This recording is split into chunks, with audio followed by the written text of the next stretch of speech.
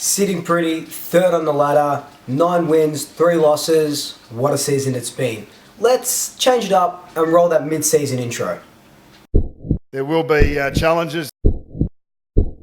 We will have times when we fail. That we'll come together as a group and find the best of ourselves.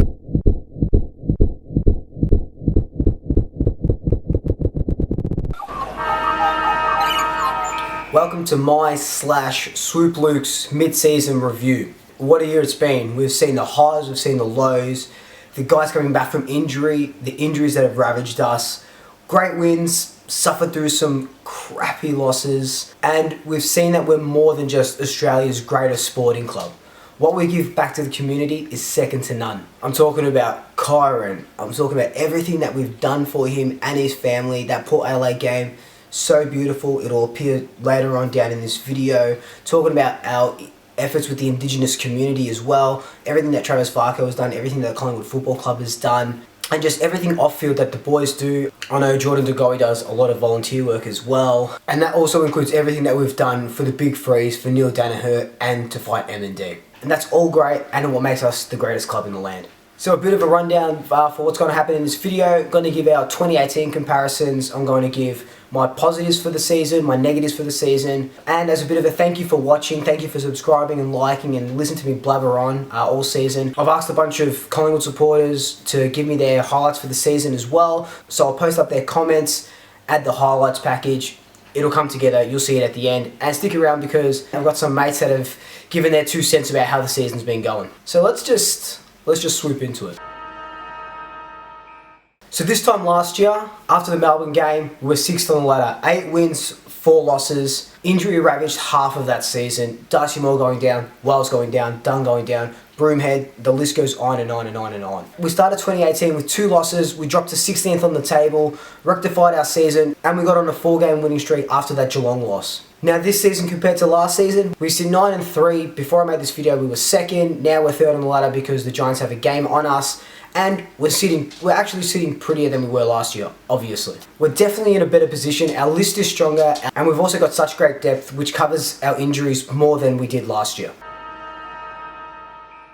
Hasn't there been a lot to love about this season? That 7-game winning streak is something that pops up to my mind straight away. So between rounds 4 and 10, we had that 7-game winning streak. In this 7-game streak, we beat Western Bulldogs, Brisbane, Essendon, The Power, Carlton, St Kilda and Sydney before I lost to Fremantle, but we'll talk about that later. It's so good to have that wood over a couple of our biggest rivals, mainly Carlton and Essendon. And yes, we weren't playing the best of football, but let's keep this positive.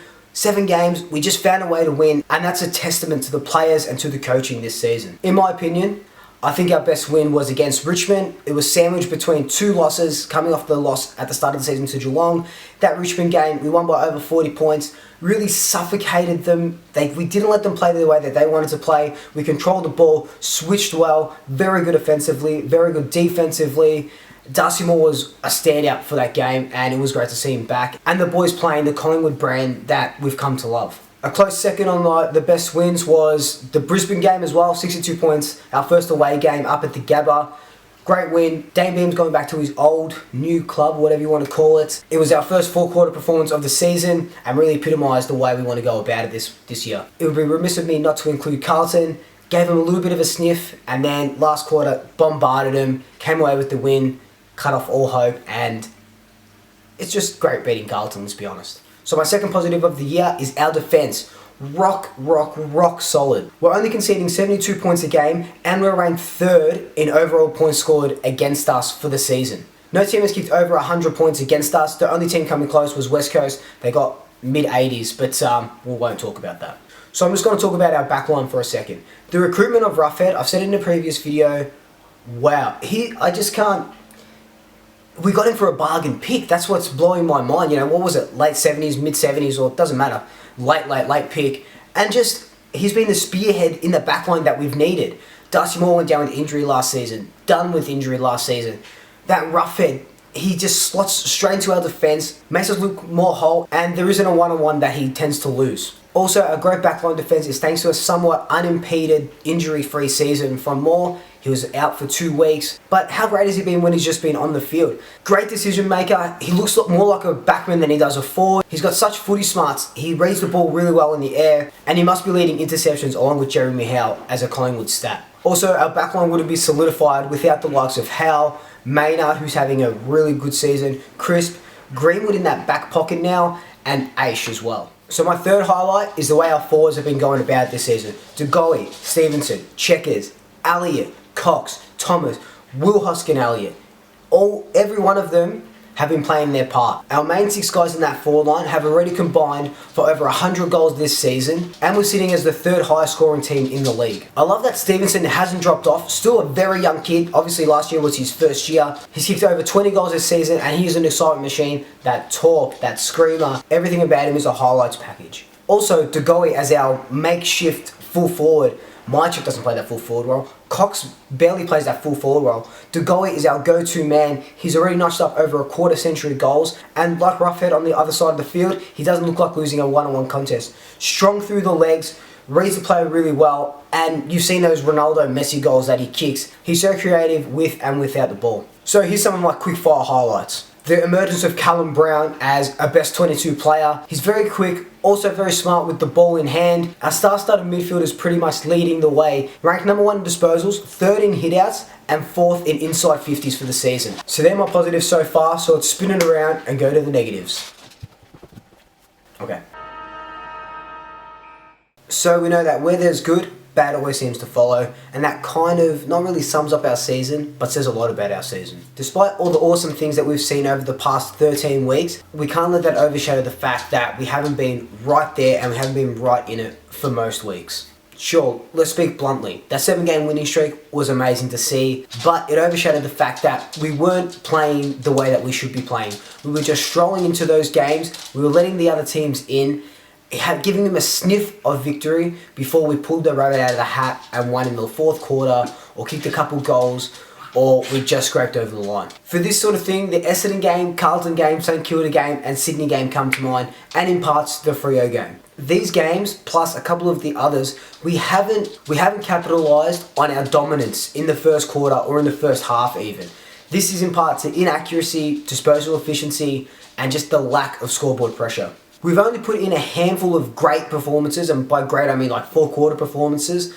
And like I said, other games we've just been pulling rabbits out of our hats, or come from behind win, or pulling 6 goals in the last quarter and becoming last quarter specialists. Yeah, that looks great, but it does put band-aids over the bigger problems, which for a team vying for a top 4 spot, top 2 spot, home final, but I'm sure that if this keeps happening throughout the rest of the season, alarm bells will ring and something will change. Also, something else that I just touched on is our inaccuracy. Inaccuracy with the ball in regards to our disposal efficiency and our inaccuracy in front of goals. Our inaccuracy hasn't cost us that many games. We've only lost 3, some of them not due to inaccuracy. You know, every team's going to be inaccurate at certain points in a game or at certain points throughout the season.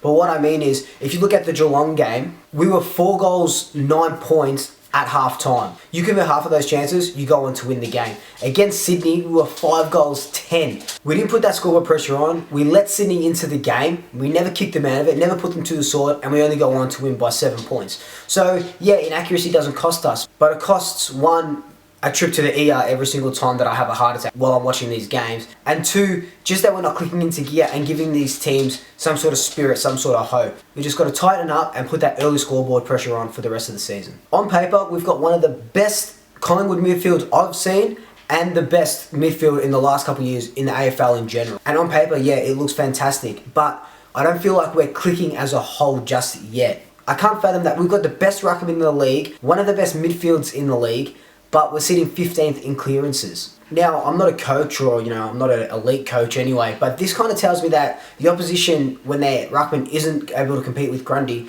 are reading Grundy's taps more so than they're reading their own ruckman's taps, and that we've been getting caught flat-footed, and I feel like our midfielders think that it's just going to happen. 15th out of 18 teams isn't good for a perceived elite side. Now, you'd give the midfield a pass if they were losing the clearances, but doubling up and getting those tackles in and winning the ball back.